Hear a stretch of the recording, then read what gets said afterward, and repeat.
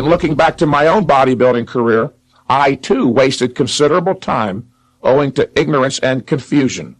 In fact, when I reflect on how many training and dietary mistakes I made through the years, it is a wonder that I made it as far as I did. I unwittingly allowed myself to become deluded by uncritically reading certain muscle magazines, especially their fraudulent, seductive advertising, which promised that we could all become bodybuilding champions almost overnight if only we would invest considerable money in a certain product. A good example was the one that promised a pound-a-day muscle gains if one were to drink Crash Formula number 7 every day. Yes, it actually promised a pound a day of muscle. A very enthusiastic but ignorant bodybuilder, I fell for that one hook, line, and sinker and gained from 180 pounds to 250 pounds, most of the weight being fat, in 7 months. How clever I thought I was.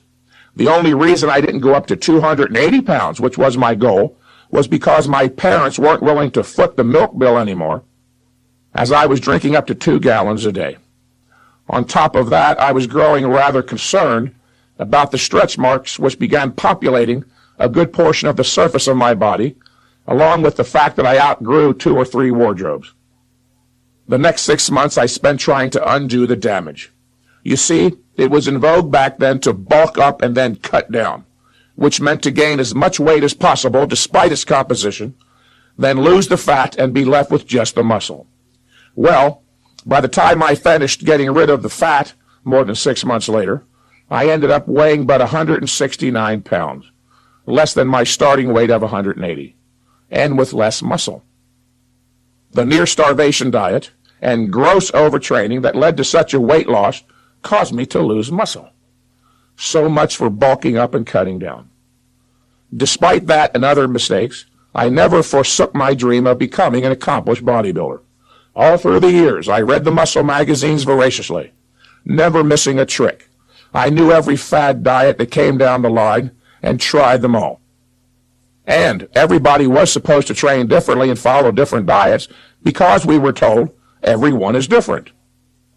The bottom line, so they said, was that because we were each unique and possessed different requirements in regard to training and nutrition, it was up to the individual to discover what was best for him.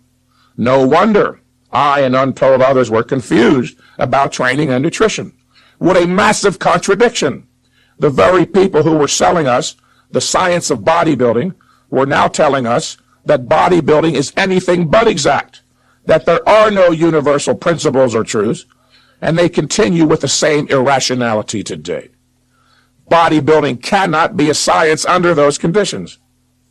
And as much as bodybuilding has been touted as a science, very few have brought critical attention to bear on the subject. As a result, falsehoods abound, severely hampering the thinking of the majority.